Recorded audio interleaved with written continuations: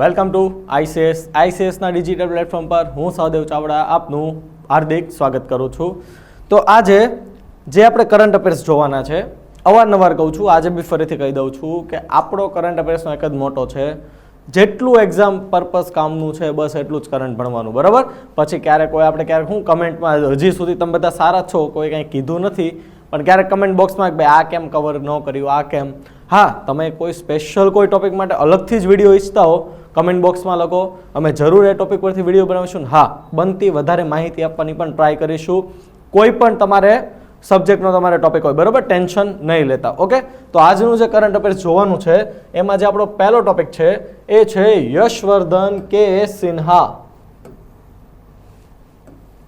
યશવર્ધન સાહેબ, બરાબર, ભારતના નવા ચીફ ઇન્ફોર્મેશન કમિશનર બની ગયા છે, અથવા તો આપણી લેંગ્વેજમાં કહું તો ભારતના નવા મુખ્ય માહિતી કમિશનર, ચીફ ઇલેક્શન કમિશનર, બરાબર, ચીફ ઇન્ફોર્મેશન કમિશનર, CIC સાહેબનો ફોટો છે, બરાબર. તો જે નવા મુખ્ય માહિતી કમિશનર છે, આપણે DYSO ગણો, STI ગણો, વિધાનવાળા આવશે, ગૌણ સેવાની એક્ઝામ ગણો તો ડાયરેક્ટ નામ જ આવશે. નામમાં એ લોકો ખાસ શું કરે છે કે જનરલી વિદ્યાર્થી કરંટ અફેર્સથી અપડેટ નહીં હોય તો એને ખબર નહીં પડે આગળ કોણ હતું. જેમ કે જો અહીંયા લખેલું છે બિમલ જુલ્કા, એ સાહેબ રિટાયર થયા અને હવે આવ્યા છે યશવંત સિન્હા સાહેબ, બરાબર. તો જનરલી યશવર્ધન સાહેબ, તો તમે આ વસ્તુ તમે નહીં, જો તમે વાંચ્યું હોય તો તમે શું કરશો, બિમલ જુલ્કા. કારણ કે ભાઈ આપણે મુખ્ય માહિતી કમિશનર હોય ને સાહેબ, એટલે અવારનવાર પેપરમાં ચર્ચામાં તો હશે જ, બરાબર. તો ખાસ યાદ રાખવાનું છે, નવા આવી ગયા છે યશવર્ધન કે સિન્હા સાહેબ. એને મુખ્ય માહિતી કમિશનરનું પદ છેલ્લા 2 મહિનાથી ખાલી હતું. શું કામ? ઓગસ્ટ 2020માં આપણે જે બિમલ જુલ્કા સાહેબ, જે પહેલા યશવર્ધન સાહેબ પહેલાના CIC હતા, તેઓ ઓગસ્ટ 2020માં રિટાયર થયા અને ત્યાર પછી 2 મહિના સુધી સળંગ આ પદ ખાલી થયું. હવે ખાસ જે લોકો GPSC બોર્ડમાં કોઈ પણ એક્ઝામની તૈયારી કરતા હોય, તમારું બીજું વિધાન આવી ગયું છે અને જો આનો એક વાક્યવાળો મારે સવાલ બનાવ્યો ને, આપણે એક વાક્યવાળો તો બી બને કે ભાઈ નવા CICની નિમણૂક કરવા માટે 3 સભ્યોની અધ્યક્ષતાવાળી જે કેબિનેટ આપણે પેનલ બની હતી, એમાં નીચેનામાંથી કોનો સમાવેશ થતો નથી. તો એમની જે પેનલ બની હતી એ તમને ખબર હોય, અધ્યક્ષતા કરી મોદી સાહેબે એઝ અ વડાપ્રધાનની દ્રષ્ટિએ 3 સભ્યોની કમિટી હતી, 3માં આપણા એક સાહેબ આવી ગયા, મોદી સાહેબ, અધ્યક્ષતા કરી, બરાબર. તો બાકીના 2 કોણ હતા? તો એમાં હતા લોકસભાના વિરોધી પાર્ટીના નેતા અધીર રંજન ચૌધરી અને ગૃહમંત્રી અમિત શાહ. હવે તમને થશે કેમ સાહેબ વિરોધી પક્ષના નેતા અમિત સાહેબની સાથે સાથે આપણે રાજનાથસિંહ છે એ બધાને લઈ લેવા ને, સ્મૃતિ ઈરાની છે, કેમ ન લીધા? તો ભાઈ એનું રીઝન છે કે જ્યારે મુખ્ય માહિતી કમિશનર સાહેબ તમે બનાવતા હો ને, એમાં જે પેનલ બને ને એમાં કમ્પલસરી વિરોધી પાર્ટીના નેતા રાખવા પડે, નકર શું થશે, અમુક એવી આપણે શું કહેવાય કોન્ફિડેન્શિયલ માહિતી હશે અને એમાં આ લોકો જે આપણા વડાપ્રધાન છે સાહેબે વિરોધ પક્ષના નેતાને ના લે અને કાલ સવારે આપણા જે CIC જે છે સાહેબ એ ના પાડી દે કે નહીં આપીએ તો લોકસભામાં હંગામો કરી દે. પણ હકીકતમાં કોન્ફિડેન્શિયલ માહિતી આપવાની જ ન હોય, પણ એ લોકો હંગામો શું કામ કરે છે કે ભાઈ આ કમિટી જે હતી એમાં એમનું કોઈ નહોતું. હવે તમે વિચાર કરો કે વડાપ્રધાન સાહેબ છે, અમિત શાહ જે છે, અને વિરોધ પાર્ટીના નેતા જે છે અધીર રંજન ચૌધરી સાહેબ, તો હવે કોઈ પણ માહિતીની આપણે આપવાની ના પડશે કે ભાઈ આ કોન્ફિડેન્શિયલ માહિતી છે, અમે નહીં આપી શકીએ, તો લોકસભામાં સ્વીકારવું પડશે. શું કામ? કારણ કે વિરોધ પક્ષના પણ એમાં છે. એટલે એમાં એક વસ્તુ આપણે એમ કહી શકીએ કે તટસ્થતાપૂર્વક એમની નિમણૂક કરવામાં આવી છે. એક જ પાર્ટીના હોય તો આપણે કહી શકીએ કે ભાઈ ચલો કંઈક એમના કોઈ એવા કામ કર્યા છે એટલે થઈ શકે, તો એમને એવા કામ હશે તો આપણે અધીર રંજન ચૌધરી સાહેબ તો એમાં હા નહીં પાડે, 3-3ની હા હોવી જોઈએ અને 3-3 બાદ નિર્ણય લેવાયો કે યશવર્ધન સિન્હા સાહેબ આપણા નવા CIC બનશે. આગળ જો તમને આમની વિશે વાત કરું તો જે યશવર્ધન સિન્હા સાહેબ જે છે તેમનો જન્મ 1958માં થયો, નથી કામનું, પણ હા તેઓ ભારતીય વિદેશી સેવા એટલે કે જે આપણી UPSCની એક્ઝામ હોય છે સાહેબ, એમાં એમણે પાસ કરેલી છે. કઈ post? IFS, Indian foreign service. તેઓ વિદેશી સેવામાં જોડાયેલા હતા. ત્યારબાદ બ્રિટનમાં ભારતના ભૂતપૂર્વ હાઈ કમિશનર પર રહી ચૂક્યા છે. તમારો IFS નો ભારતમાં પીરિયડ પૂરો થાય એટલે તમને ફોરેનમાં કોઈ પણ સર્વિસ માટે મોકલવામાં આવે તેમાં બ્રિટનમાં હાઈ કમિશનર પર રહી ચૂક્યા છે. 2019માં તેઓ માહિતી કમિશનર તરીકે નિયુક્ત કરવામાં આવ્યા છે. તો હવે તમને થશે સાહેબ ઘડીક વાર તમે મુખ્ય બોલો છો, અત્યારે તમે એમ બોલો છો કે માહિતી કમિશનર છે શું? તો ભાઈ સાહેબ જે માહિતી કમિશનર હોય ને એ આ મુખ્ય માહિતી કમિશનરની મદદ માટે હોય છે, એમણે હેલ્પ કરવાની હોય છે. માહિતી કમિશનર કોને? મુખ્ય માહિતી કમિશનરને. એટલે 2019 થી સાહેબ માહિતી કમિશનર તો હતા જ તે, પણ હવે તેઓ મુખ્ય માહિતી કમિશનર બની ગયા છે. બરોબર, એટલે હવે મુખ્ય માહિતીથી આપણે કમિશનર બની ગયા છે સાહેબ, એટલે આ એક પદ ખાલી થયું. એટલે હવે ટૂંક સમયમાં માહિતી કમિશનર બી આપણને નવા મળશે. બરોબર, તો આ વસ્તુ આમાં યાદ રાખવાની છે.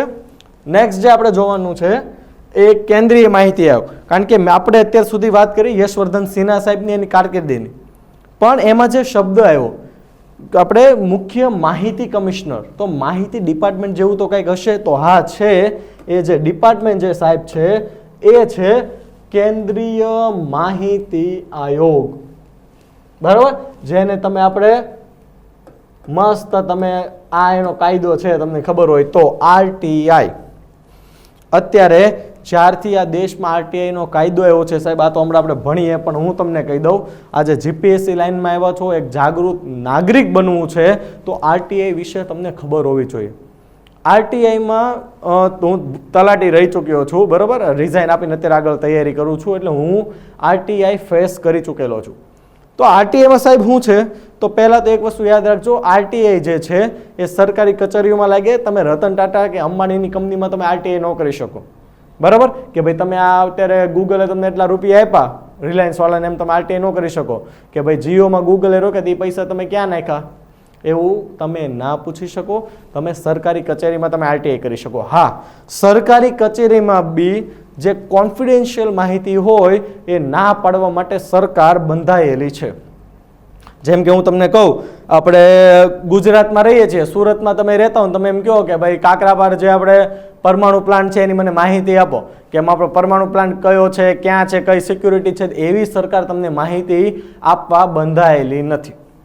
બરાબર, પણ હા, તમે આજે ગામડામાં રહ્યો છો, તમારા ગામમાં આપણે સમજો કે ભાઈ એક બ્લોક વાળો રસ્તો બન્યો છે, અને બ્લોક વાળા રસ્તામાં તમને એવું લાગે છે કે આ ક્વોલિટી બરોબર નથી ને કંઈક ભ્રષ્ટાચાર થયો છે, તો તમે RTI કે જે 20 રૂપિયામાં થાય છે, 20 રૂપિયાનો તમે સ્ટેમ્પ આપી શકો, 20 રૂપિયાની તમે ટપાલ ટિકિટ આપી શકો, કે 20 રૂપિયા તમે રોકડા આપી શકો, અને તમારે એની સાથે એક અરજી કરવાની આવે કે સપોઝ ભાઈ સમજી લો કે ભાઈ આપણે સુરત છે, તો સુરતનું કોઈ પણ એક ગામ લઈ લઉં, કે ભાઈ કોઈ પણ XYZ કરંજ ગામ લઈ લો, ચલો, તો ભાઈ કરંજનો હું રહેવાસી છો, તમે તલાટીને સરપંચને આ 20 રૂપિયામાં માત્ર RTI મારી શકો, અને તમે એને પૂછી શકો કે ભાઈ આ બ્લોકનો જે રસ્તો બન્યો છે એના માટે તમે કેટલા કોટેશન મગાવ્યા હતા, કઈ રીતના તમે આ ટેન્ડર પ્રક્રિયામાં એને મંજૂરી આપી છે, કેટલા રૂપિયામાં તમે કરેલું છે.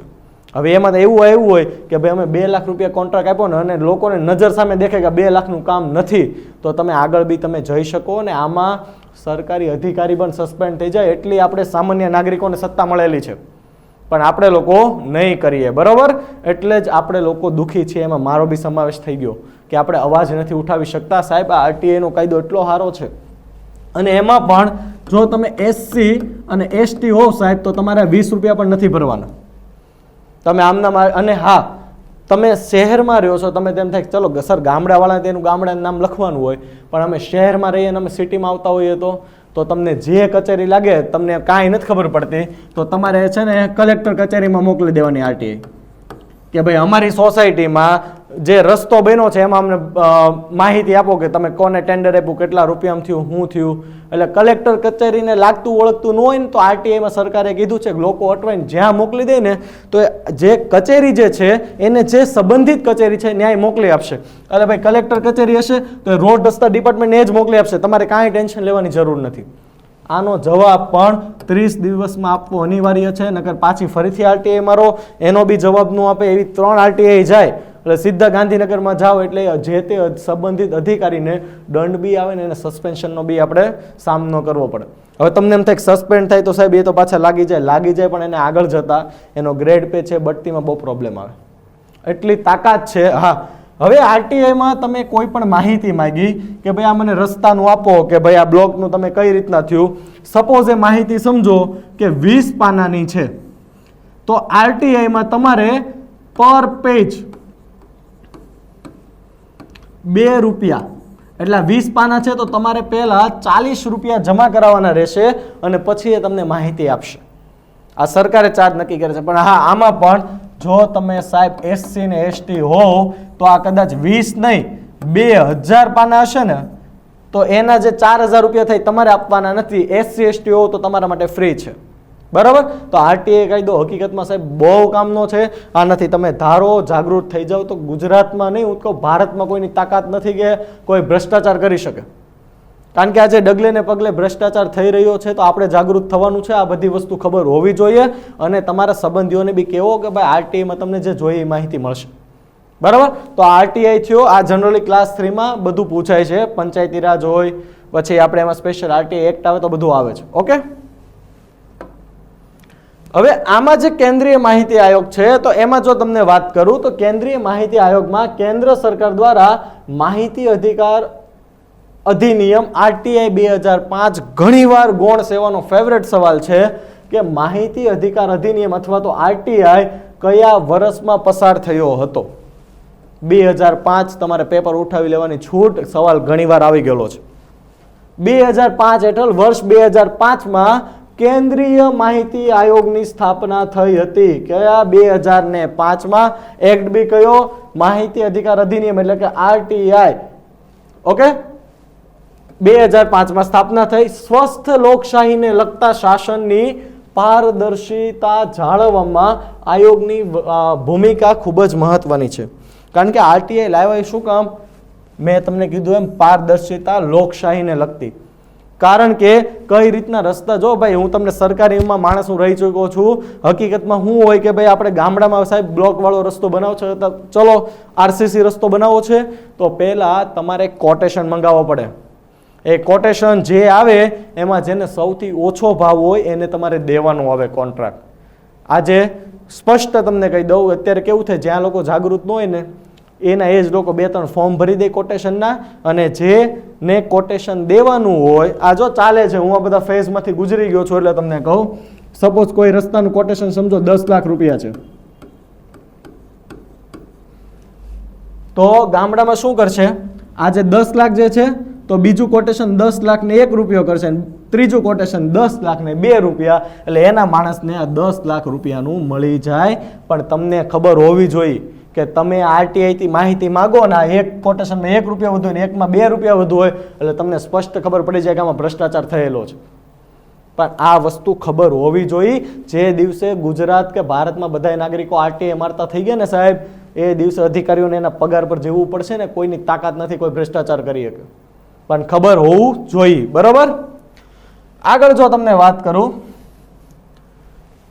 હવે આરટીઆઈ એનો મેઇન ફાયદો શું થાય? ભ્રષ્ટાચાર છે, આપણે હમણાં વાત થઈ ભાઈ ભત્રીજાવાદ, દમન અને સત્તાના દુરુપયોગને તમે રોકી શકો. સત્તાનો દુરુપયોગ આપણે સમજ્યા. ભાઈ ભત્રીજાવાદ શું કે ભાઈ જનરલી આપણે કોઈ મહાનગરપાલિકા છે એમાં તમે જોજો કે કોઈ પણ ક્યારેક એવું બની શકે, કોઈ ઉપર બ્લેમ નથી કરતો, પણ આપણે એક ઉદાહરણ લઈએ, ભાઈ કોઈ વ્યક્તિ તમે જોવો છો કે આ સીટ ખાલી હતી ને ભરાઈ ગઈ, તો ભાઈ લીગલી પ્રોસેસ શું આવે? એક્ઝામ બહાર પડે ને એડવર્ટાઇઝમેન્ટ, એક્ઝામ રિઝલ્ટ આવે ને એમ થાય. તો એવું તમે શક જાય તો બી તમે આરટીઆઈ કરી શકો કે આ વ્યક્તિ આ સીટ પર બેઠો છે, કયા બેઝ પર, એની મને ભરતી પ્રક્રિયા કયા નંબર પર આવ્યો છે એનું મને મોકલો દેવું પડે, બરોબર. તો આ બધી વસ્તુના આના મેઇન ફાયદા છે. કેન્દ્રીય માહિતી આયોગની જો તમને વાત કરું તો કોઈ પણ વ્યક્તિ તરફથી એની મળેલી ફરિયાદોની તપાસ કરી શકે છે, અને મુખ્ય કમિશનરો એ આયોગના અન્ય અધિક્ષકો છે, ડિરેક્ટરો છે અને મેનેજમેન્ટની કામગીરી કરે છે. આગળ આપણે વાત થઈ એમ જે માહિતી કમિશનર છે, મુખ્ય માહિતી કમિશનરની મદદ કરવા માટે હોય છે. આપણે વાત થઈ, આપણે યશવર્ધન સાહેબ આવી ગયા છે એટલે એનું જે માહિતી કમિશનરનું પદ ખાલી પડ્યું છે હવે આવશે. ઓકે, હવે જે વસ્તુ તમારે ખાસ યાદ રાખવાના છે એ આ 2 પોઈન્ટ મોસ્ટ ઇમ્પોર્ટન્ટ છે કે જેના વિધાન બની શકે. જનરલી લોકો લોચા મારશે આમાં, બરોબર. તો શું આવશે કે ભાઈ જે કેન્દ્રીય માહિતી આયોગ છે એ માહિતી અધિકાર અધિનિયમનો જે એનો અમલીકરણનો જે રિપોર્ટ બનશે વાર્ષિક, એ કેન્દ્ર સરકારને સુપ્રત કરે છે. કેન્દ્ર સરકારને સુપ્રત તો કરે છે, પ્લસ એ જે એનો રિપોર્ટ જે છે એ જ્યારે રજૂ કરવાનો આવશે તો એ આપણે લોકસભા અને રાજ્યસભા એમ બંને ગૃહોમાં જો અહીંયા લખ્યું છે, આ આયોગ સંસદના બંને ગૃહોમાં પોતાનો અહેવાલ રજૂ કરે છે. કારણ કે એવું બની શકે કે ભાઈ લોકસભામાં ચલો એવું બને જ નહીં, પણ આપણે ધારી લઈએ કે બધી જ સીટો આપણે કોઈ પણ એક પક્ષને આવી ગઈ તો એ તો લોકસભામાં એની મનમાની કરવાની, પણ રાજ્યસભા તો તમને ખબર છે ને પરોક્ષ રીતે ચૂંટણી થાય, એમાં તો સારા વ્યક્તિ બેસે છે, તો એના માટે થઈને બંને ગૃહમાં, એટલે યાદ રાખવાનું છે આપણે જે કેન્દ્રીય માહિતી આયોગનો જે રિપોર્ટ હશે, વાર્ષિક રિપોર્ટ, એ તમને એવું વિધાન આપી શકે કે માત્ર લોકસભામાં, માત્ર રાજ્યસભામાં, કોઈ પણ ગૃહમાં નહીં કે બંને ગૃહમાં. આવા સવાલ આવે છે તો બંને ગૃહમાં પોતાના અહેવાલ રજૂ કરે છે. અને આ બી મોસ્ટ ઇમ્પોર્ટન્ટ કે કેન્દ્રીય માહિતી આયોગ તેના હેઠળની કોઈ પણ સરકારી કચેરીના રેકોર્ડની ચકાસણી કરી શકે. આ થયું, પણ આમાં અપવાદ શું છે? કોઈ પણ કોન્ફિડેન્શિયલ માહિતી હોય કે ભાઈ તમે એવી આરટીઆઈ મારો 20 રૂપિયા દઈને કે ભાઈ આપણે કાશ્મીરમાં ભારતના સિક્રેટ મિલિટરી બેઝ ક્યાં ક્યાં આવ્યા છે તમને આપે તો નહીં માહિતી, ઘરે આવીને મારે પાછા, બરાબર, કે તું તારું કામ કરીને, કારણ કે હાવ ઓટલાના ખૂણે બેઠો હોય, બરાબર, તો એવી આરટીઆઈ નહીં કરવાની, બરાબર, એ આપણી પોતાની જાનમાલ માટે બી નુકસાની છે. એટલે કોઈ પણ સરકારી કચેરીના રેકોર્ડની ચકાસણી કરી શકે છે. અને હવે મેન વસ્તુ કે આ ચકાસણીને તપાસ દરમિયાન આયોગને સિવિલ કોર્ટની સત્તા પ્રાપ્ત હોય છે. કઈ? સિવિલ કોર્ટની ખાસ યાદ રાખજો. પણ ક્યારે, કયા કેસમાં? કોઈ પણ સરકારી કચેરીની જ્યારે ચકાસણી કે તપાસ ચાલતી હોય ને સાહેબ, ત્યારે એને સિવિલ કોર્ટની સત્તા પ્રાપ્ત હોય છે. આવું છે, આવું એટલી માહિતી હોય ને ત્યારે તમે કહી શકો કે નહીં હવે આ ટોપિકમાંથી મારો એક કોઈ માર્ક ન જાય, નહીં જીપીએસસીમાં નહીં ગણશે, બરાબર. તો હવે જે આપણે નેક્સ્ટ ટોપિક સાહેબ જે જોવાનો છે એ છે EOS 01, એટલે કે એનું પૂરું નામ છે અર્થ ઓબ્ઝર્વેશન સેટેલાઇટ, બરાબર, અર્થ ઓબ્ઝર્વેશન સેટેલાઇટ. આ તમારા ક્લાસ 3 માંનું પૂરું નામ તો આવશે જ. તે શું કામ પૂરું નામ આવશે? તો ભાઈ ચાલુ વર્ષે 2020માં ઈસરોએ એવું સ્ટેટમેન્ટ આપ્યું છે કે આ વર્ષનું ખાલી આ ફર્સ્ટ લોન્ચિંગ છે, આ વર્ષમાં કોઈ લોન્ચિંગ જ નથી થયા. ક્લાસ 3ની તૈયારી કરતા હો તો બરોબર છે, પણ જીપીએસસી તૈયારી કરતા હો ને તો આમ ઓવરઓલ તમે કહો ને તો આ ઈસરોનું બીજું છે. તો તમને એમ કહો કે સાહેબ તમે સાચા કે ઈસરોના ચેરમેન સાચા? એણે કીધું કે ફર્સ્ટ છે, તો આગળ જઈને જોઈએ કે શું કામ હું તમને સેકન્ડ કહું છું અને આપણે શું સમજવામાં ભૂલ થઈએ છીએ, બરાબર. તો પહેલા તો આપણે ESO ની તમને વાત કરું, સોરી EOS. તો ઈસરોએ આ વિધાન તમારું આવી ગયું પહેલું, PSLV C49. PSLV C49 રોકેટનો ઉપયોગ કરીને બધી જ ઋતુમાં કાર્ય કરતો, શિયાળો, ઉનાળો, ચોમાસું હોય, વધારે વરસાદ હોય તો ધુમ્મસ થાય, તો આને એવું કાંઈ પ્રોબ્લેમ નહીં. તો બધી જ ઋતુમાં કાર્ય કરતો ઓલ વેધર અર્થ ઓબ્ઝર્વેશન સેટેલાઇટ એટલે કે EOS 01 લોન્ચ કર્યો છે. હવે આ જે લોન્ચ કર્યો છે એની સાથે હવે જે જીપીએસસી વાળા છે એ ખાસ સાંભળી લેજો કે આપણે આવા સવાલ આવી ગયેલા છે ને હજી આવશે. શું? કે ભાઈ આપણે જે રોકેટ છોડીએ છીએ સાહેબ એની સાથે કોઈ બીજા દેશના રોકેટ છોડીએ ને એટલે વિધાન બને કે ભાઈ ઈસરોએ PSLV C49માં EOS 01 છોડ્યું, આપણું નોલેજ પૂરું. અને એની સાથે શું લખે કે એની સાથે જે બીજા 3 દેશોના 9 સેટેલાઇટ આપણે જે છોડ્યા એ દેશ છે અમેરિકા, રશિયા અને જાપાન. પણ હવે આપણે એવું ન વાંચ્યું એટલે આપણે કેવા કન્ફ્યુઝ થઈએ, જય માતાજી કરવું પડે. એટલે જે આપણે 9 જે સેટેલાઇટ છોડ્યા છે કસ્ટમર સેટેલાઇટ, એમાં એક જે છે એ આપણે એક દેશનો એક છે ને 2 દેશના 4 છે. તો એ આપણે લિસ્ટ પણ યાદ રાખવાનું છે, કારણ કે ચાલુ વર્ષે માત્ર 2 જ લોન્ચિંગ છે સાહેબ, અને 2ની શક્યતા પૂરેપૂરી જ છે, કારણ કે સાયન્સ એન્ડ ટેકમાં 2020માં કંઈ રહ્યું જ નથી, બરાબર. તો જે 9 આપણા કસ્ટમર સેટેલાઇટ છે એમાં જે એક જ સેટેલાઇટ એક જ દેશનો છે લિથુઆનિયાનું એક જ સેટેલાઇટ, લક્ઝમબર્ગના 4, યુએસએના 4, જો 4 લક્ઝમબર્ગના અને 4 અમેરિકાના, બરાબર. ટોટલ 9 કસ્ટમર સેટેલાઇટ થયા. અમેરિકા આવ્યું છે એટલે ખાલી એની યાર યાદ રાખજો, કોણ? જો બાઇડન. આ તો ઇમ્પોર્ટન્ટ નથી, પણ જે ઇમ્પોર્ટન્ટ જે છે ને સાહેબ એ છે અમેરિકાના ઉપરાષ્ટ્રપતિ. અમેરિકાના ઇતિહાસમાં સૌ પ્રથમ વખત કોઈ ઉપરાષ્ટ્રપતિ મહિલા બન્યું છે? ફર્સ્ટ મહિલા કોણ બન્યું? કમલા હેરિસ. કમલા હેરિસ અમેરિકાના જ્યારથી આઝાદ થયો છે તેના ઇતિહાસમાં સૌ પ્રથમ વખત ઉપરાષ્ટ્રપતિ બન્યું કોણ? મહિલા. ને એ બી કમલા હેરિસ. ને એ પણ તમને કહું તો પ્રથમ અશ્વેત મહિલા ગણ્યો, પ્રથમ એશિયન ગણો, પ્રથમ ભારતીય ગણો, બધામાં પ્રથમ છે. બરોબર. પ્રથમ અશ્વેત પણ ગણી શકો. પ્રથમ અશ્વેત રાષ્ટ્રપતિ તમને કહું તો ઓબામા.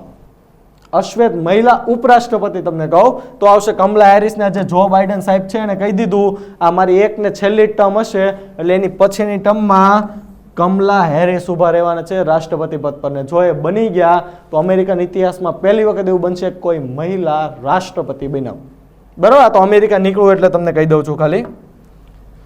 કોમર્શિયલ વ્યવસ્થા હેઠળ આપણે જે લોન્ચ કર્યા છે, પણ આ કોમર્શિયલ વ્યવસ્થા હેઠળ લોન્ચ થયા તો આ લોન્ચ ના જે કરાર છે એ કોની સાથે થયા? તો એ કરાર જે થયા એ થયા new space India limited NSIL. ભૂલ્યા વગર યાદ રાખવાનું છે. હવે ઈસરોના જે 9 કસ્ટમર સેટેલાઇટ હતા એના કરાર થયા ન્યૂ સ્પેસ ઇન્ડિયા લિમિટેડ સાથે. બરાબર.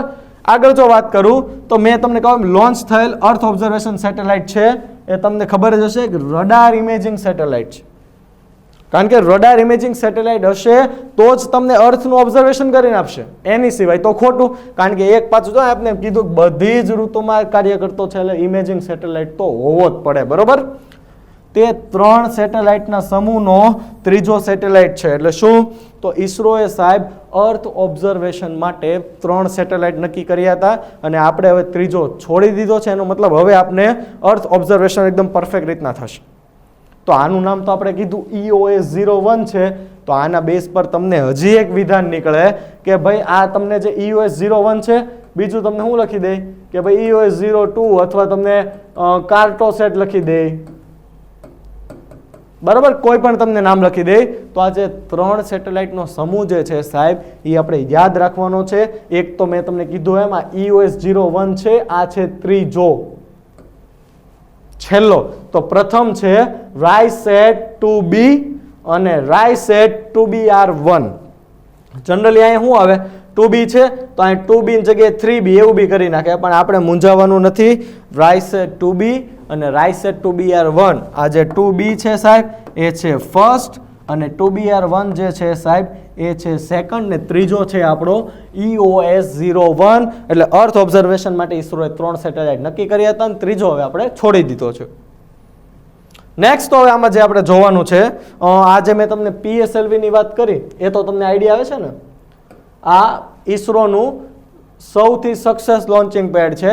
આપણે શરૂઆતમાં ડેવલપ કર્યું હતું SLV સેટેલાઇટ લોન્ચિંગ વ્હીકલ, પછી આવ્યું ASLV, પછી આવ્યું PSLV polar satellite launch vehicle અને હવે આવ્યું GSLV Jio synchronous satellite launch vehicle. હવે GSLV માં જ તેને આપણે ક્રાયોજેનિક એન્જિનનો પણ ઉપયોગ કરવાના છીએ. બરોબર. યાદ રાખજો આ એક આપણી ઈસરોની સફર છે. SLV, ASLV, PSLV, GSLV. Okay. તો હવે જે આપણે આગળ જોવાનો આમાં જે છે તો ભાઈ આ જે 2 સેટેલાઇટને આપણે જે લોન્ચ કર્યા હતા કયા? આપણે જે અર્થ ઓબ્ઝર્વેશન મેં તમને કીધું એ રાયસેટ 2B અને 2BR1. ઓકે. તો આ જે 2 સેટેલાઇટ જે છે સાહેબ એ આપણે 2019માં લોન્ચ કર્યા હતા અને આ 3 સેટેલાઇટ ઉચ્ચ રિઝોલ્યુશન વાળા ફોટા સાથે 24 કલાક બધી જ ઋતુમાં સેવા આપી શકે છે. એ ઋતુમાં ખાલી પ્રોબ્લેમ ક્યાં આવે છે તમને ખબર? ચોમાસામાં. એ હવે આપણો પ્રોબ્લેમ સોલ્વ થઈ ગયો. કારણ કે ચોમાસામાં કોઈ જગ્યાએ વાવાઝોડું જેવી સ્થિતિ હોય, કોઈ જગ્યાએ વધારે ફોગ હોય અથવા ધુમ્મસ હોય તો ત્યારે પરફેક્ટ જે આપણે ઓબ્ઝર્વેશનની જે ઇમેજ જોતી એ ન મળતી. હવે આ કોઈ પણ વાતાવરણ હશે તો હવે આ કેપ્ચર કરી લેશે. આના લાભ તમને કહું તો પહેલા તો આપણે આમાં જે રડાર ઇમેજિંગનો ઉપયોગ કર્યો એનાથી શું થાય હમણાં આપણે વાત કરી વાદળ, ધુમ્મસ કે સૂર્યના પ્રકાશની કમીથી અપ્રભાવિત છે. કદાચ સૂર્યપ્રકાશની કમી હોય તો કદાચ ફોટા ન આવે. પહેલાના કદાચ આપણા સેટેલાઇટ એવા હશે. અત્યારે તો આપણી પાસે કેમેરા આવી ગયા સાહેબ, તમને ખબર છે ને, અંધારામાં પાડો તો બી આવે. આ તો સેટેલાઇટ છે, કેટલા એડવાન્સ હશે. તો હવે આ જે કેટેગરી અર્થ ઓબ્ઝર્વેશન સેટેલાઇટની કેટેગરી હતી એને વાદળ છે, ધુમ્મસ છે, સૂર્યપ્રકાશની કમી અને કોઈ વસ્તુની કાંઈ હવે ટેન્શન જ નથી. ઓકે, આ બધા 3 સેટેલાઇટ EOS 01, રાયસેટ 2B ને રાયસેટ 2BR1 શહેરી પરિદર્શન, વનભૂમિ અને કૃષિ જમીનની ચોક્કસ દેખરેખ માટે એક એક્સ બેન્ડ રડારનો ઉપયોગ કરે છે. ઓકે, આ બહુ વિધાન આપણે કામનું નથી. નામકરણ. તો હવે તમને એમ થતું હશે કે આપણે આનું નામકરણ કેમ EOS જ આપ્યું, કેમ આને આપણે અર્થ ઓબ્ઝર્વેશન સેટેલાઇટ જ કહેવી છીએ. તો હવે ઈસરોએ જે નામકરણ આપ્યું છે, હવે ઈસરોએ એમાં શું કર્યું કે હવે જે તે સેટેલાઇટ છે એને આપણે એના કામ મુજબ જ નામ આપીશું, એટલે એને બી સારું પડે અને UPSC GPSC વાળા માટે એને સારું કર્યું. બરાબર, આપણે તેને થેન્ક યુ કહેવું જોઈએ. એટલે હવેથી ઈસરોમાં એના કામ પ્રમાણે કે જે એના સેટેલાઇટનો ઉદ્દેશ્ય છે એ પ્રમાણે જ એને નામ આપવામાં આવશે. જેમ કે હું તમને કહું, એક તો આપણું પૃથ્વી આપણે અવલોકન માટે જે આપણે સેટેલાઇટ છોડ્યો હતો એના માટે ઈસરોએ તેના તમામ ઉપગ્રહનું કારણ તેના કાર્યના આધાર પર કર્યું છે. બરાબર, આપણે હમણાં જોયું અર્થ ઓબ્ઝર્વેશન છે તો એનું નામ હું આપ્યું અર્થ ઓબ્ઝર્વેશન સેટેલાઇટ, આ EOS અહીંયા જો લખ્યું જ છે. સેમ એવી રીતના જે જમીન ભૂગોળનો આપણે ડેટા પ્રદાન કરવા માટે જે સેટેલાઇટ છોડ્યો હતો તેનું નામ કાર્ટોસેટ આપી દીધું. સમુદ્ર ઉપરનું આપણે અવલોકન કરવું હતું ને એના માટે જે સેટેલાઇટ છોડ્યો એને આપણે શું નામ આપી દીધું? ઓશન સેટ આપી દીધું. ઓશન કહેવાય સમુદ્રને. તો હવે ઈસરો આવી રીતના નામકરણ કરવાનું છે, જે તે સેટેલાઇટનો જે ઉદ્દેશ્ય છે એ રીતના કરશે, એટલે તમારે મારે બી તકલીફ ઓછી. ઓકે, લોન્ચ વ્હીકલ આપણે વાત કરી જ છે, છતાં બી આ લોન્ચ વ્હીકલ કે આ જે PSLV છે એમાં નવીન શું છે? તો એમાં નવીન સાહેબ બહુ જ સારું છે કે આ જે એનું નવું જે વર્ઝન આવ્યું કે નવું વેરિયન્ટ જે છે સાહેબ PSLV નું, એ સેટેલાઇટને તેની કક્ષામાં સ્થાપિત કરી દે. જેમ કે અત્યાર સુધી શું થતું કે ભાઈ આપણે સમજો આ પૃથ્વી છે, પૃથ્વીની બહારની કક્ષામાં સેટેલાઇટ એકવાર સ્થાપિત કરી દીધું એટલે આપણું જે PSLV હશે પૃથ્વીના વાતાવરણમાં જશે, ઘર્ષણથી આગ ઉત્પન્ન થશે ને ખાક થઈ જશે. બરાબર, તો હવે ઈસરોએ આનું બી કર્યું કે ભાઈ આપણે એને નાશ જ કરવું છે તો હજી બી એનું થોડોક કાર્યકાળ વધે એવું કંઈક કરે તો કંઈક એક હારે 2 કામ થઈ જાય. આપણે કેમ કંઈક કોઈક કામ હાટું બહાર જતો હોય તો આપણે મમ્મી કેમ આપણને કહી દે ભાઈ બટા ત્યાં જાશો તો ભાઈ કંઈક આ લેતો આવજે, આ લેતો આવજે. તો ઈસરોએ બી એમ જ કર્યું કે ભાઈ હવે સેટેલાઇટ હાટું છોડવી જ છે તો 2 કામ થયું જ કરાય. તો આ એને એક નવું વેરિયન્ટ બનાવી દીધું સાહેબ, અને એમાં શું છે કે આ સેટેલાઇટની કક્ષામાં સ્થાપિત કરી દે પછી PSLV બેકાર નથી થતું. શું કામ? તો એનો જે સ્પેસ ક્રાફ્ટ પર લાગેલા ઉપકરણો જે છે એને ઓર્બિટર પ્લેટફોર્મ તરીકે ઉપયોગ કરી લેશે. ઓર્બિટર જે છે આપણું ઓર્બિટર લેવલ, જેમ કે અત્યારે ચંદ્રની ફરતા તમને ખબર છે ને, એક આપણે ઓર્બિટર મૂક્યું આવી રીતના ફરે છે. તો હવે આ જે PSLV સેટેલાઇટ છોડી દેશે ને એનો જે બાકીનો સ્પેસ ક્રાફ્ટનો જે ભાગ જે છે એ જે આપણું સેટેલાઇટ હશે એની સાથે જોડાઈ જશે. જો આમાં ચોખ્ખું લખ્યું છે લાગેલા ઉપકરણો ઓર્બિટર પ્લેટફોર્મ તરીકેનો ઉપયોગ કરી શકશે. બીજા શબ્દોમાં તમને કહું તો આ જે રોકેટનો જે ચોથા તબક્કાનો ભાગ છે, જો અહીં લખ્યું છે આપણે 1 2 3 4, તો આ જે ચોથા તબક્કાનો સાહેબ જે ભાગ હશે એ 6 મહિનાનો જીવનકાળ બીજા સેટેલાઇટના રૂપમાં આપણે વાપરી શકશું. એટલે શું કે ભાઈ આ જે ભાગ જે છે, જો પહેલા થ્રસ્ટ એને છૂટા પડશે, પછી આ છૂટું પડશે, પછી આ છેલ્લો જે આ ભાગ જે છે એને આપણે શું કરીશું, એનો ચોથો તબક્કો છૂટો પડ્યો એટલે એમાં બી આપણે એક્સ્ટ્રા ઈંધણથી એને બૂસ્ટ કરી દેશું અને એમાં જેટલો પાવર હશે તો આપણે એને કોઈ પણ કામમાં લગાડીને 6 મહિના જેટલું આપણે એને વાપરી શકશું. એટલે આપણે જ્યારે રોકેટ છૂટશે ત્યારે આપણે એવું કહી શકીએ કે 6 મહિનાનો એક બીજો આપણે ઓર્બિટર છૂટો, જે આપણે કામમાં લગાડો 6 મહિના સુધી આપણે વાપરી શકશું. એટલે કેટલું સારું કહેવાય. તમે વિચાર કરો કે જે પહેલાં ગણતરીની સેકન્ડોમાં નાશ થઈ જતું હતું સેટેલાઇટને મૂકીને, એનું હવે આપણે ઈસરોના વૈજ્ઞાનિકોએ 6 મહિના માટેનો હવે એનો આપણે ઉપયોગ કરી લીધો. તો 6 મહિનામાં વિચાર કરો ટેમ્પરરી બેઝ બી આપણે કેટલી માહિતી આપણે શોધખોળ કરી શકીએ, સંશોધન કરી શકીએ. તો આ જે નવું વેરિયન્ટ જે છે કે જે આપણે યાદ રાખવાનું છે PSLV C49 અથવા C49 ભૂલાય નહીં. આ જે PSLV C49 છે એના ચોથા સ્ટેજમાં આવીને ઓર્બિટર પર જશે ને ત્યાં 6 મહિનાનો કાર્યકાળ, બરોબર, એક આપણે સેટેલાઇટ જેવું જ કામ આપશે. ભૂલવાનું નથી, નવું વેરિયન્ટ PSLV C49. આગળ જો તમને વાત કરું તો આની અન્ય માહિતીમાં હવે જે મેં તમને કીધું એમ ઈસરોના ચેરમેને શું કીધું કે ભાઈ ચાલુ વર્ષનું આ પ્રથમ લોન્ચિંગ છે, હું કહું છું બીજું. તો ભાઈ એવું કેમ? તો એનું રીઝન એવું છે સાહેબ કે આપણે જે મેં તમને વાત કરી કે ઈસરો દ્વારા જાન્યુઆરી 2020 કોરોના પહેલાનો સમયગાળો આપણે કોમ્યુનિકેશન સેટેલાઇટ હતો GSAT-30, આમાં જો મૂક્યું તો આ ઇમેજ છે, આની અંદર GSAT-30 આપણે લોન્ચ કર્યો તો હું કામ એને આપણે ફ્રેન્ચ ગુયાનાના એરિયન રોકેટથી મોકલો હતો. એટલે આ જે રોકેટ આપણે GSAT-30 જે છે આપણો કોમ્યુનિકેશન સેટેલાઇટ એને આપણે આપણા દેશની ધરતી પરથી નહોતો છોડ્યો. એટલે ઈસરોના લોકો અથવા ચેરમેનનું કહેવું એવું હતું ભારતનું પ્રથમ લોન્ચિંગ. એટલે એ લોકો કયા બેસ પર કહેતા હતા કે ભાઈ આ જે આપણું જે છે EOS-01 કે જેને આપણે PSLV C-49 થી છોડ્યું, આ આપણે ભારતની ધરતી પરથી છોડ્યું ને એટલે એને કહેવાય ભારતનું પ્રથમ લોન્ચિંગ છે 2020નું. પણ ઓવરઓલ જો સેટેલાઇટ મુજબ તમે ચાલો ને તો આ બીજું કહેવાય લોન્ચિંગ, કારણ કે પહેલું જાન્યુઆરી 2020માં થઈ ગયું. ઓકે, છેલ્લે આ કોવિડ-19ની મહામારી છે, તમને ખબર છે આપણા બધાને તો કામ અટવાઈ ગયા, ઈસરોના પણ અટવાઈ ગયા છે. આદિત્ય L1 જો અહીંયા લખ્યું છે, આદિત્ય L1 નામનું જે મિશન હતું, આદિત્ય પરથી તમને ખબર પડી ગઈ હશે, સૂર્યનું આપણે ભારતમાં આદિત્ય નામ છે એનું એક, બરાબર, સૂર્ય, રવિ, ભાસ્કર, આદિત્ય ઘણા નામ છે. તો એ જે આદિત્ય ભારતનું સૌપ્રથમ સૌર સંશોધન મિશન હતું સાહેબ, એ બી આ કોવિડ-19ની કારણે અટવાઈ ગયું છે. અને બીજું માનવ રહિત જે આપણું ગગનયાન મિશન હતું એ બી અત્યારે ટેમ્પરરી બેઝ આપણે મુલતવી રાખી દીધું છે, બરાબર.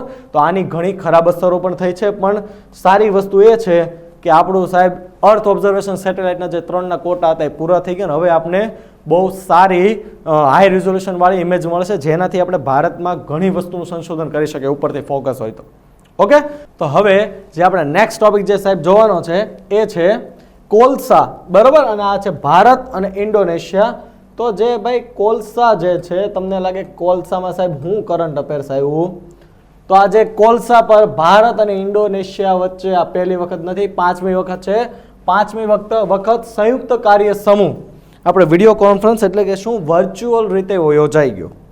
તો તમને એમ થશે કે સાહેબ કોલસા પર, તો કદાચ આ તો પાછળ આવવાનું છે, પણ ડેટા તમને કહી દઉં. ભારત જો તમને વાત કરું તો વિશ્વનો ચોથો મોટો સૌથી કોલસા ઉત્પાદક દેશ છે.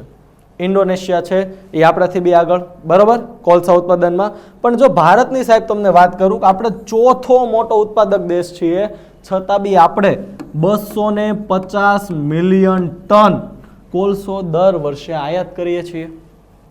તો હવે આપણે આયાત કરીએ છીએ તો એનો આપણને કંઈક ફાયદો મળવો જોઈએ. આયાત આપણે હું કામ કરીએ છીએ આગળ તમને વાત કરીશ, ચલો. પણ આ બધી વસ્તુ છે એટલે ઇન્ડોનેશિયા જે છે એ બી કોલસાનો મોટો ઉત્પાદક દેશ છે, આપણી કરતાં બી મોટો છે. તો એની પાસેથી આપણને સસ્તું કેમ પડે, એની સાથે કેમ આપણે સંબંધ ડેવલપ થાય, એની માટે થઈને આપણે કોલસા પર ભારત ઇન્ડોનેશિયા વચ્ચે 5મો સંયુક્ત કાર્યક્રમનું આયોજન કર્યું, મતલબ 4 થઈ ગયા છે. જો આમાં તમને વાત કરું તો ભારત અને ઇન્ડોનેશિયા વચ્ચે 5મી સંયુક્ત કાર્યકારીની બેઠક, વિડીયો કોન્ફરન્સ, ઓફકોર્સ વર્ચ્યુઅલ છે એટલે જ રહેવાનું. આગળ વાત કરું તો આ બેઠક દરમિયાન બંને દેશોએ ભારતીય કોલસા નીતિમાં સુધારા છે, ભારતમાં કોલસાનું વાણિજ્ય ખનન, કોલસાના ઉત્પાદન અંગે ચર્ચા કરી, કોઈ કામનું નથી. હાલમાં ભારત ઇન્ડોનેશિયાથી વધુ કોલસાની આયાત કરવાની તકો શોધી રહ્યું છે. શું કામ? તો ભાઈ આપણો જે મહિનો ગયો સપ્ટેમ્બર, એમાં ઇન્ડોનેશિયામાં બહુ મોટા પાયે કોલસાના ભાવ ઘટ્યા. અને આ જે ભાવ ઘટાડો તો એ માર્ચ મહિનાથી તો કન્ટિન્યુ છે, ભાવ ઘટે જ છે ઇન્ડોનેશિયામાં, પણ સપ્ટેમ્બરમાં તો કડાકો બોલી ગયો. તો અત્યારે આપણે જો તમને અત્યારની વાત કરું ભારતની, તો સૌથી વધારે કોલસો આપણે ભારત દક્ષિણ આફ્રિકા પાસેથી આયાત કરે છે, આપણો આપૂર્તિકર્તા દેશ છે. એની પછી ઓસ્ટ્રેલિયા પાસેથી આયાત કરીએ છીએ. હવે એક સિમ્પલ લોજિક છે ગુજરાતી જેવું, અત્યારે લમસમ અમાઉન્ટ સમજી લો ભાઈ, મને 10 રૂપિયા કિલો કોલસો મળે છે, આપણો સૌથી મોટો દેશ જે છે સાઉથ આફ્રિકા, દક્ષિણ આફ્રિકા, એની પાસેથી મને મળે છે. અને ઇન્ડોનેશિયા મને એમ કહે છે ને આપણી નજીક છે, હું તમને 4 રૂપિયા કિલો આપું. કિલો આપવું એટલે અત્યારને ભાવ આપણે આવો ગણો તો સ્વાભાવિક છે 6 રૂપિયાનો સાહેબ ફાયદો થાય છે કિલોએ. ભારતને 250 મિલિયન ટન આયાત કરે, કેટલા અબજો રૂપિયાનો ફાયદો. અને ફાયદો ક્યાં આપણને જ લાગુ પડશે? તો ભારત સરકાર જે આ કોન્ફરન્સ જે થઈ એમાં કોલસાની આયાત કરવાની તકો શોધી રહ્યું છે. અને તમને એમ થાય શોધી રહ્યું છે ભાઈ ઓર્ડર આપી દો ને, હું આમાં ઓર્ડર નહીં આપવાનું રીઝન એ છે કે ઇન્ડોનેશિયા વર્ષોથી સૌથી વધારે કોલસો આપે છે ચાઇનાને આપેલા, આપણને તો નથી જ આપવાનું. તો એના માટે થઈને સંબંધ કેમ સુમેળ ભર્યા આપણે સંબંધ થાય અને કેમ આજે માંગ આપણે કોલસાની કિંમત ઘટી છે એનો ફાયદો ઉપાડી લઈએ. અને ફાયદોમાં બી કે હું કઈ ફાયદો બોલો એમાં નથી, એને બી ફાયદો જ છે, આપણી તરફ ઝૂકશે તો આપણે કંઈ ગળી નથી જવાના, એને ઉલટાના સંબંધો બહુ સારા રાખશું. અને મેન વસ્તુ થયું છે શું કે અત્યારે ચીન જે છે એ બી તમને ખબર છે આર્થિક મંદીમાં સપડાયેલું જ છે. તો એના લીધે જેટલો સ્ટોક એ દર વર્ષે ઉપાડતું હતું એટલું એ ઇન્ડોનેશિયા પાસેથી નથી ઉપાડતું. હવે ઇન્ડોનેશિયા મેં તમને કીધું કે સૌથી મોટો કોલસાનો ઉત્પાદક દેશ છે, તો એની ઇકોનોમી બી કોલસા પર હશે, બીજું બધું હશે પણ કોલસા જેટલો તો પૈસો નહીં આવતો હોય. તો ચાઇનામાં મંદી આવી, એને બી મંદી આવી ગઈ. અને ભારત સરકારે આજ દિન સુધી શું થયું કે આપણે ભારત સરકાર દર વર્ષે શું કરે કે ભાઈ તમે કોલસાના ઉત્પાદનને તમે સપોર્ટ કરો, હજી આપણું ઘરેલું ઉત્પાદન વધારો. એ કે ભાઈ આપણે ચોથા નંબર પર છીએ તો આપણે 250 મિલિયન આપણે કોલસો હું કામ મગાવવો પડે છે, મફતમાં તો નથી આવવાનો. તો ભાઈ એમાં એવું છે કે ભારત સરકાર એક તો કોલસા ક્ષેત્રને સંપૂર્ણપણે સરકારી હતું. હવે સરકારીમાં તમને ખબર છે કેવા કામ થાય, પ્લસ આપણી પાસે એવી આધુનિક ટેકનોલોજી નહોતી કે આપણે આપણો જે જરૂરિયાતનો કોલસો છે એનું એટલું ઉત્પાદન લઈ શકીએ. તો સરકારે શું કર્યું, આજે કોલસો જે છે આપણા ભારતનું સૌ પ્રથમ એવું કોઈ ક્ષેત્ર કે જેમાં 100% FDI નાખી છે કોલસા ક્ષેત્ર. હવે જો તમારે કોલસાનો ધંધો કરવો હોય, મોટી મોટી ખાણો ખરીદવાની ક્ષમતા રાખતા હો તો તમે 100% ખરીદી શકો અને ફોરેનર પણ ખરીદી શકે. આ 100% FDI વાળું પહેલું થયું. કારણ કે શું કામ છે કે ભાઈ આપણે તો ચલો નથી કાઢી શકતા, બીજા આવીને કાઢે, આપણા દેશમાંથી કાઢશે અને આપણે લઈએ, ટ્રાન્સપોર્ટેશનનો ખર્ચો બચ્યો. હવે ટ્રાન્સપોર્ટેશનનો ખર્ચો બચ્યો ને એને આપણા દેશમાં જો વેચાઈ જતું હોય તો એને કેટલો ફાયદો થાય, આપણે વેચો ને આપણને લેવામાં કેટલો ફાયદો થાય. અને પ્લસ આપણને લેવામાં તો ફાયદો થશે, આપણા દેશમાં ધંધો કરે છે તો મહેસૂલી આવક બી આપણી કેટલી અબજો રૂપિયાની થશે. કારણ કે અત્યારે ભાઈ લોકો મેં જોયું સરકાર ઉપર બ્લેમ કરે કે મોદી સરકારે બધું વેચવા કાઢ્યું, મોદી સરકાર દેશ વેચે. અરે તમે જીપીએસસીના સ્ટુડન્ટ છો એટલું તો વિચાર કરો કે એરલાઇન જે છે, એરલાઇન્સ આપણી 100 રૂપિયાની કમાણી કરે છે, 1000 રૂપિયા જાય છે, તો એ શું રખાય? તમારો ઘરનો ધંધો હોય અને તમે કાલ સવારે વેચી દો ને બહારથી તમને 3 જણાવીને એમ કે ઓહો આ તો બધા ગાંડા જેવો વાળો ધંધો બંધ કરી દીધો, શરૂ રાખ. તો ભાઈ 900 રૂપિયાનું નુકસાન થતું હોય, હું તમે ધંધો શરૂ રાખો? આ બધા સરકારી કર્મચારીઓના કેવા પગાર ચડે વિચાર કરો. તો એની કરતાં બેટર છે ધંધો બંધ કરી દો ને ઉલટાન જે આપણે ત્યાં બીજી કંપની આવે મહેસૂલ ઉઘરાવો ભાઈ, ભૂકા કાઢે. તમે એવું નથી, હું ભાજપનો માણસ, જો એવું આપણે કોઈ પોલિટિક્સમાં નથી પડતા, પણ જે સાચું એ હું બોલીશ.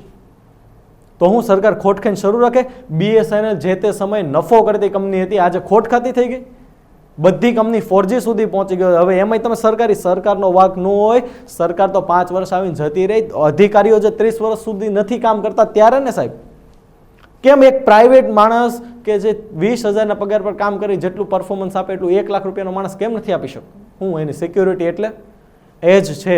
એના લીધે આજે સરકારે વેચવા કાઢ્યું. ભાઈ ખબર છે કે સરકાર તમારા માટે જ છે, આ બધી વસ્તુ વેચી દેશો તો વિચાર કરો, એક તો એનો રૂપિયો આવશે, બીજું કે ભાઈ એની જે આવક આપણી જે આપણે પગારમાં જતી હતી એ બચાતો એ રૂપિયા છેલ્લે ફરીને આવવાનો તો તમારી પાસે જ છે. એક વખત આ તો લોકશાહી છે તો તમે બોલી શકો, પણ એક વખત સરકારને બ્લેમ કરતા પહેલા વિચારો તો ખરા કે આ વસ્તુ વેચી છે શું કામ આપણે? આ કોલસાનું આપણે કરવું પડ્યું રીઝન શું છે? એક તો આપણેથી એટલું ઉત્પાદન ન થતું, એવી ટેકનોલોજી નથી, બેટર છે આપી દો એની પાસેથી ડાયરેક્ટ ખરીદી લેશો, પ્લસ મહેસૂલી આવક તો છે જ. તો આ બધી વસ્તુ તમે જોવો, સરકાર તો કરે જ છે કામ, પણ આપણને નથી દેખાતું. બરાબર. હવે તકો શોધી રહી છે વિશ્વ બજારમાં. મેં તમને વાત કરી કોલસાના ભાવ અત્યારે ડાઉન છે. હવે ઇન્ડોનેશિયા જ શા માટે? તો પહેલા તો હું જો મેં તમને વાત કરી ઇન્ડોનેશિયા શું કામ, તો ઇન્ડોનેશિયા જો આપણે વાત કરીએ છે સપ્ટેમ્બર 2020માં કોલસામાં ભારે ઘટાડો આવ્યો, માર્ચ 2020થી તો ઘટાડો શરૂ જ છે. ઇન્ડોનેશિયા વિશ્વનો 3જો સૌથી મોટો કોલસા ઉત્પાદક દેશ છે, આપણે ચોથો. તો આપણાથી વધારે કોલસો ઉત્પાદન કરે છે અને કોલસાની નિકાસમાં પણ ક્યાં? વિશ્વમાં કોલસાની નિકાસમાં ઇન્ડોનેશિયા એકલો હાવ નાનો દેશ છે, 40% હિસ્સો ધરાવે. વિચાર કરો. ચીન, જો આપણે હમણાં જ વાત થઈ, ચીન એ ઇન્ડોનેશિયાના મુખ્ય કોલસા ગ્રાહકોમાંનું એક છે. ચીનની આર્થિક મંદી છે એટલે ઇન્ડોનેશિયામાં આવી. તો ભારત અત્યારે અંતરને અત્યારે આપણે ઇન્ડોનેશિયા પાસેથી કોલસો ખરીદીને તો આપણે આમાં બે ફાયદા છે. એક તો ઇન્ડોનેશિયા આપણે સંબંધ સારા થાય, ચાઇનાને બંધ કરે તો આપણો એક તો કોલસોય સસ્તો મળે ને પ્લસ એ દેશનો સપોર્ટય આપણા તરફી થઈ જાય. આ સરકારમાં જે માણસો બેઠા છે એ માણસો કરતાં બી જે ત્યાં લેવલ IAS અધિકારીઓ છે ને સાહેબ, એનું મગજ તમે જેવું તેવું નહીં સમજતા. આજે કોઈ પણ કળિયુગ આવ્યો છે ને સાહેબ, માગ્યા વગર અત્યારે માય નથી આપતી. આ તો સરકાર છે, આમનામ રૂપિયા આપવાની, આની પાછળ એક કરતાં વધારે કારણ હોય. આજ શીખવાનું છે તો જ બની ગયા અધિકારી. ઓકે, તો આગળ ભારત હાલમાં તેનું ઘરેલું કોલસાનો ઉત્પાદનમાં વધારો કરવાની યોજના બનાવતું હતું. એટલે આપણે આ અંતર જે ઇન્ડોનેશિયાને અત્યારે જે અંતર પડ્યું કે ચાઇના નથી ખરીદતું, એનો સ્ટોક પડ્યું, એ આપણે ખરીદી ન કે કારણ હું સરકાર ખુદ અત્યારે આપણે ઘરેલું ઉત્પાદન વધારવાની યોજના કરે છે. ઓકે, તો એટલા માટે થઈને આપણે ઇન્ડોનેશિયા સિલેક્ટ કર્યું છે. વર્તમાન સ્થિતિ તમને કહું તો ભારત દુનિયાનો ચોથો સૌથી મોટો છે કોલસા ઉત્પાદક દેશ. આગળ વાત કરું, જો આપણે હમણાં જ વાત થઈ 250 મિલિયન ટનથી વધુ કોલસાની આયાત કરે છે. માટે થઈને ભારત સરકાર જે ઘરેલું ઉત્પાદન વધારવા માટે ખાનગી ક્ષેત્ર માટે કોલસાની ખાણો ખોલી છે. દક્ષિણ આફ્રિકા ભારતનો સૌથી મોટો કોલસા આપૂર્તિ કરતા દેશ છે ને આ ઓસ્ટ્રેલિયા એની પછીનો. આ બધી આપણે વાત થઈ. ઓકે, હવે સુધારો આપણે શું લાવવાનો છે તો સ્થાનિક કોલસાના ઉત્પાદનમાં વધારો કરવા માટે જે સરકારે પગલાં લીધા છે તો એમાં મેં તમને વાત કરી એમ 100% આપણે FD થઈ ગયું છે. તો હવે મહેસૂલ વેચણીના આધારે ખાનગી કંપનીઓને આપી દો, કોલસાની ખાણો ઓફર કરી દો. એક તો દેશમાં ઉત્પાદન કરશે, આપણે ટ્રાન્સપોર્ટેશનનો ખર્ચો બચી જશે, પ્લસ દેશમાં ઉત્પાદન કરે કરોડો રૂપિયાનો મહેસૂલ લાગશે. તો બધી જ રીતના આપણું છે. તો હું કામ આપણે એ વસ્તુ ખોટમાં હોય તો એને બંધ કરી દેવાય, ખાનગી કંપનીઓને આપી દેવાય તો બી ફાયદો છે. સમજો, સરકારે દેશ વેચવા નથી કાઢ્યો. આ તો જે સરકાર આ નો આવી ને નો વેચો ને તો આપણે દેશ વેચાઈ જાત, પગારો દેવામાં બધાય. કારણ કે આજે લોકોને પગાર લેવો પણ કામ બધા અધિકારીઓની વાત નથી કરતો સાહેબ. આજે બી સરકારી લાઇનમાં 20% તો અધિકારીઓ સારા છે જ તેને ઈમાનદાર છે, પણ જે બાકીના 80% છે ને પગાર લેવાનું કામ નથી કરવું, એટલે સરકારી તંત્રમાં બધી કંપનીઓ ખોટ કરે. બાકી ખોટ એ નહીં કરે, આપણે બાપ દાદાઓ છે, આપણે સૌરાષ્ટ્રવાસીઓ છે એને ખબર હશે કે સુરતમાં પેરેલ કપડે આવ્યા હતા, આજે કેટલા આગળ છે. તો એ લોકો કરે કે આ અધિકારી હું કેમ ન કરી શકે? બરોબર, એના માટે થઈને સરકાર વેચે ને. હું તો એ ડિસિઝન સાથે પૂરેપૂરો સહમત છું. સરકાર એકદમ પરફેક્ટ કરે છે, હોવું જ જોઈએ આમ. બરોબર, ઉપરાંત વાણિજ્ય ખનનની પણ મંજૂરી તમે આપી શકો છો અને કોલસા ગેસિફિકેશનને પ્રોત્સાહન આપવાનું છે. આપણે આમાં ઈ છે પણ સ આવશે, કોલસા ગેસિફિકેશન. સાહેબ આને તમે પ્રોત્સાહન આપો ને તો બી આપણી ઘણી વીજળીની જરૂરિયાતની ખપત ઘટી જશે. બરોબર, હવે આપણો જે લાસ્ટ ટોપિક જે આપણે જોવાનો છે એ છે ભારતીય સેના પ્રમુખ આપણા મિલિટરીના. બરાબર, વાયુના બી આવે, નૌસેનાના બી આવે ને હવે તો બધાયના બી ઉપર આવે. બરાબર, તો ભારતીય સેના પ્રમુખ આપણા જનરલ મુકુંદ નરવણે, જો આ ફોટો છે સાહેબનો, એને નેપાળી સેનાના જનરલના પદથી સન્માનિત કરાયા. નેપાળી સેનાના જનરલ પદથી, નામ પરથી ખબર પડી ગયું હશે કયા દેશે સન્માનિત કર્યા હશે? નેપાળે. તો નેપાળે આમને સન્માનિત કર્યા છે. તો ભાઈ હું કામ કર્યા છે? તો ભાઈ અત્યારે તમને મને ખબર છે કે નેપાળમાં અત્યાર સુધીમાં પહેલી વખત બન્યું કે એની બોર્ડર પાસેથી ફાયરિંગ શરૂ થયું. એના જે આપણે તમને ખબર છે કાલા પાણી છે, લીપુ લેક છે, એ બધું એને એક તો એના નકશામાં બતાવ્યું. અને અત્યારે એને કોણ જાણે હું ચીનની હવા ભરાઈ ગઈ છે કે અત્યારે આપણી સામે બાયું ચડાવે છે. આપણે જો એની આમાં યુદ્ધ કર્યું ને સાહેબ 2 કલાક બી ટકી શકે એમ નથી ને. પ્લસ એનો આખો દેશ એનો સૌથી મોટો રોકાણકાર દેશ ગણો કે એના દેશને ચલાવવાળો ગણો, આપણે એક મોટા ભાઈ તરીકે ચલાવી છીએ. બાકી જો આપણે એની ઉપર મીઠી નજર હોત તો આજે નેપાળ આપણામાં હોત, પણ નહીં. એ લોકોને કોણ જાણે હું પાવર આવી ગયો. પણ હમણાં 2 દિવસ પહેલાં એવું હતું કે નેપાળના સરકાર સામે સૈન્યએ વિરોધ કર્યો કે અમારે ભારત સાથે દુશ્મની નથી કરવી, કારણ કે દેશ સાચો છે ને સારો જ છે ને આપણે હારા જ છીએ ને સાચાઈ છીએ. આ તો એની સરકારને કોણ જાણે, આપણે ઓલી છે વડાપ્રધાન છે KP ઓલી, એને ભાઈ હવે ગમી ગયું ચાઇના. કોને ખબર? ચાઇના તરફ એને ખબર નથી ડ્રેગન સીધો ગળી જાય ને એને લોકો હોલના ભાવમાં આટા મારતા થઈ જાય, પણ એવું ખબર તો નથી. પણ સેનાએ આ વાત કરી અને હવે એવું લાગે છે કે નેપાળ સરકારને એની ભૂલ દેખાઈ રહી છે, એટલે ફરીથી સંબંધ ડેવલપ કરી રહ્યા છે. જેનું શ્રેષ્ઠ ઉદાહરણ આ છે. એમાં ભારતીય આપણા જે સેના પ્રમુખ મનોજ મુકુંદ નરવણે જે છે એને નેપાળી સેનાના માનદ જનરલના પદથી સન્માનિત કરાયા. આગળ જો વાત કરું, આ સન્માન દરમિયાન નેપાળના રાષ્ટ્રપતિ બિદ્યાદેવી ભંડારી હતા. તેમણે એને એક પુસ્તક અને તલવાર પણ સાથે અર્પણ કરી. જનરલ નરવણે 3 દિવસની નેપાળની મુલાકાતે છે. તેઓ નેપાળમાં તેમના સમકક્ષ સાથે સૈન્યથી સૈન્ય સંબંધો અને દ્વિપક્ષીય રક્ષા સહયોગ પર ચર્ચા કરવાના છે. કારણ કે અત્યારે સ્થિતિ ઘણી તણાવવાળી થઈ ગઈ છે અને હકીકતમાં જો આમાં સંબંધો વણસી ગયા તો આપણને તો કાંઈ ફરક નથી પડવાનો, પણ એ દેશને બહુ તકલીફ પડશે. આજે આપણે એક મોટા ભાઈ તરીકે એનો સૌથી મોટો રોકાણકાર દેશ છે, એ રોકાણ બી આપને ખબર છે નથી, કાંઈ નથી મળવાનું, છતાં બી કરીએ છીએ, બરાબર. પણ એને ખબર નથી આવો મોટો ભાઈ એને ક્યારેય નહીં મળે, બરાબર. અને એને ભોગવવું પડશે. આ તો અત્યારે સુધરા છે, સારું છે, નકર એને ઘણું ભોગવવું પડશે. હવે આપણા દેશમાં પણ જેમ એમને કેમ ને સન્માન મળ્યું એમ આપણા દેશમાં પણ આર્મી ચીફને માનદ ઉપાધિ આપવાની પરંપરા 1950થી શરૂ છે. જેમ કે અગાઉ તમને કહું તો આપણે જે નેપાળી સેનાના વડા હતા ચંદ્ર થાપા, એને આપણા રાષ્ટ્રપતિ રામનાથ કોવિંદ સાહેબે એને સન્માન રેન્કથી સન્માનિત કર્યા હતા. એટલે એવું નથી એ આપ્યો બહુ દેશ સારો થઈ ગયો, આપણે પણ 1950થી આપવી છીએ. અને આપણો આઝાદ દેશ ભારતના પ્રથમ કમાન્ડર ઇન ચીફ કરિયપ્પા, બરાબર, એમને પણ 1950માં, આ જે મેં કીધું 1950માં આપણે શરૂઆત કરી, તો આ ઉપાધિ સૌપ્રથમ પ્રાપ્ત કરનારા પ્રથમ ભારતીય સેના પ્રમુખ અને આપણા આઝાદ ભારત પહેલાના કમાન્ડર ઇન ચીફ કરિયપ્પા પ્રથમ બન્યા, બરાબર. ભારતીય સેનાના પ્રમુખ હતા કરિયપ્પા, આ ઉપાધિ મેળવનાર.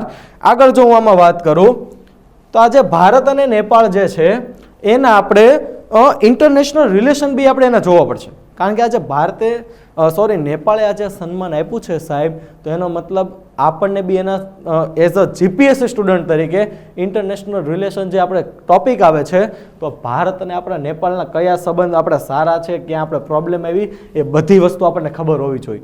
જેમ કે જો ભારત અને નેપાળના જો હું તમને સંબંધોની વાત કરું તો પહેલી જ વાત કરવી તો મેં તમને કીધું એમ ભારત છે નેપાળનો સૌથી મોટો વ્યાપારિક ભાગીદાર અડીન છે, આપણા લીધે જ જીવે છે. એના મજૂરો ઇવન બોર્ડર ક્રોસ કરીને, બોર્ડરમાં આપણે કંઈ પહેલાં તણાવ નહોતો એટલે આવતા અહીંયા મજૂરી કરતા ને પગાર લઈને જતા રહેતા. નેપાળમાં બી ભારતની કરન્સી ચાલે, તમે લઈને જાઓ તો, બરાબર. આ ઉપરાંત નેપાળમાં સૌથી વધુ વિદેશી રોકાણ કરતો દેશ ભારત છે. ઓફકોર્સ આપણી સિવાયને કરવાનું કોણ? કારણ કે હું તમને આગળ વાત કરું નેપાળમાં શું પ્રોબ્લેમ છે ને કોઈ ન કરે. ભારતની ગોરખા રેજિમેન્ટ, હવે રેજિમેન્ટની વાત કરું તો ભારતમાં આપણે સિપાઈ મિલિટરી જે કેડર હોય એમાં ઘણી બધી રેજિમેન્ટ આવે. પંજાબ રેજિમેન્ટ આવે છે, પછી એમ શીખ રેજિમેન્ટ આવે, રાજપૂત રેજિમેન્ટ. શીખ અને રાજપૂત રેજિમેન્ટ સૌથી જૂની, બરાબર. પછી ગોરખા રેજિમેન્ટ આવે, ઘણી બધી આવે છે રેજિમેન્ટ. એમાં ગોરખા રેજિમેન્ટ વિશે એવું કહેવાય કે તમારે જો જંગલોમાં લડવું હોય ને તો ગોરખા રેજિમેન્ટ જેવી એ કોઈ બેસ્ટ નહીં. તમે ઓલી આમ કટાર જેવું આમ જોયા છે, ગોળી ખૂટી જાય તે લોકો કટાર લઈને મારવા માટે. પહાડી લોકો હોય છે એટલે પહાડી બાજુ લડવામાં બહુ માહેર હોય છે. ને હકીકતમાં નેપાળ છે ને એવું નહીં, પણ ગોરખા રેજિમેન્ટ છે બહુ જોરદાર, એ આપણે સ્વીકારવું પડે, બરાબર. તો આજે ભારતની ગોરખા રેજિમેન્ટ છે એમાં નેપાળના પહાડી જિલ્લાઓના યુવાનોને આપણે ભરતી કરીએ છીએ. વિચાર કરો, બીજા દેશના નાગરિક છે ને એને આપણે આપણી સેનામાં ભરતી કરીએ. આનાથી મોટો તો હું કહું કયો ગુણ હોય સારા એક મોટા ભાઈ તરીકેનો, બરાબર. સૂર્ય કિરણ, આ એક ખાસ યાદ રાખવાનું છે, એ ભારત અને નેપાળ વચ્ચેનો સંયુક્ત લશ્કરી અભ્યાસ છે, બરાબર. આપણે એની પાસેથી કાંઈ શીખવાનું તો હોય ને, એ આપણી પાસેથી શીખે. નામ આપ્યું છે સૂર્ય કિરણ. હવે જે વાત તમને કરું, આપણે હમણાં લોકડાઉન પહેલાનો એકદમ ચર્ચાસ્પદ ટોપિક, એણે નવા નકશાને મંજૂરી આપી દીધી નેપાળે. અત્યારે આપણા પડોશીઓ આપણે અમુક કંઈ કરી નથી શકતા ને નવા નકશા જ રજૂ કરે છે. જુનાગઢ અત્યારે ભાઈ જુનાગઢ વાળા જોતા ધ્યાન રાખજો, હવે તમે પાકિસ્તાનના નાગરિક થઈ ગયા. ત્યાં જઈને કહેવાનું વિઝા લઈને નહીં જવાનું. આપણે કરતારપુર સાહિબ જે છે આપણે, બરાબર, તો ત્યાં જાય ફરવા જાય વિઝા, ભાઈ હું તમારો જ છું, તમે નકશો રજૂ કર્યો. તો એવી રીતના નેપાળે પણ જે આપણે ભારત અને નેપાળ વચ્ચેનો કાલાપાની ક્ષેત્રનો વિવાદ છે. હવે આજે સાહેબ કાલાપાની ક્ષેત્ર જે છે એ જે તે સમયે આપણે નેપાળના રાજા હતા, અંગ્રેજોની ગુલામીમાં આવ્યા અને ત્યારબાદ એ રસ્તો અંગ્રેજોએ ભારતમાં ભેળવી દીધો હતો, બરાબર. પણ પછી અંગ્રેજો ગયા, આજુબાજુના રજવાડાને આઝાદ કર્યા ને ત્યારે શું કીધું હતું, એ જે કરાર હતા એ નેપાળવાળા અત્યારે માનવાની ના પાડે છે ને કાલાપાની ક્ષેત્ર એ પોતામાં ગણી રહ્યા છે. અને આપણે વિવાદ હતો જ તેને, પણ અત્યાર પૂરતો શાંતિપૂર્ણ વિવાદ હતો અને આપણે એનો યુઝ ન કરતા અને એ લોકો એનો યુઝ ન કરતા, બધું ચાલતું આમ નામ. પણ હવે આ વિવાદ એટલો વધી ગયો કે નેપાળ સરકારે કાલાપાની, લિપુલેખ અને લિમ્પિયાધુરાને પોતાના દેશના નવા નકશામાં સામેલ કરવાની મંજૂરી આપી દીધી ને ઓફિશિયલ નકશો બહાર પાડી દીધો. એના લીધે આ એક જે કુકડું જે છે ને એ ખરેખરું અટવાઈ ગયું છે અને આને તો છે ને મારી સલાહ મુજબ તો આને ચીન બાજુ જ જવા દેવાય. આપણે આને મદદ જ ન કરાય બહુ કે અરે લઈ જા કાળા પાણી, બીજું શું 200-300 કિલોમીટર આમ તેમ, પણ એક પર એને ચાઇના ગળવા આવે ને, આપણે કેમ કાશ્મીરના રાજા હરિસિંહ હતા છેલ્લે મદદ માગવા ગયા હતા ત્યારે કહેવાય કે જો ભાઈ આ 3 તો છે, અડધું નેપાળ આપણું જે પશુપતિનાથનું મંદિર છે ત્યાં સુધી જમીન અમારી લે બોલ. કારણ કે આ બધા લોકો છે ને સીધી ધારે તો આ બધા શું કહેવાય સીધી આંગળી તો આમે ઘી નીકળે એવું જ નથી. આ લોકો તો જ સીધા લેમ છે. અત્યારે હવે હળી ગયેલો દેશ છે, દુનિયાના નકશામાં દેખાતો નથી ને એને એમ છે કે હું ભારતને હરાવી દે. કહેવા તો સપના જ હોય, પણ આ બધી વસ્તુને આગળ જતા બહુ એને નડવાની છે. બરાબર, યાદ રાખજો. ખાલી કાલા પાણી છે, લીપુલેક છે ને લિમ્પિયાધુરા, બરાબર, એને એનામાં ને એક જ કોકડું આપણું ગૂંચવાયેલું છે ને આપણે બેને થોડાક ડખા થાય છે. હવે ભારત અને નેપાળ જે છે ને સાહેબ, એ વિશ્વના ઘણા બહુપક્ષીય મંચ જે છે એમાં બંને જોડાયેલા છે. તો આ જે બંને જોડાયેલા જે છે સાહેબ, એ વસ્તુ આપને ખબર હોવી જોઈએ. પહેલું જે છે બીમસ્ટેક, એનું પૂરું નામ છે બે of Bengal initiative four multi sectoral technical and economic corporation. બીજું સાર્ક, તમને ખબર છે આપણે ભારતે એમાં જોડાવાની ના પાડી દીધી હતી ને, સાર્કમાં તમને ખબર છે ને બેઠક કેન્સલ થઈ હતી ચાઇના આપણે પાકિસ્તાન સાથે આપણે વાંધો હતો ત્યારે. તો સાર્ક બેઠક જે છે એનું નામ છે south Asian association four regional cooperation. ત્રીજું છે નામ અથવા નેમ, નોન અલાઇન્ડ મૂવમેન્ટ.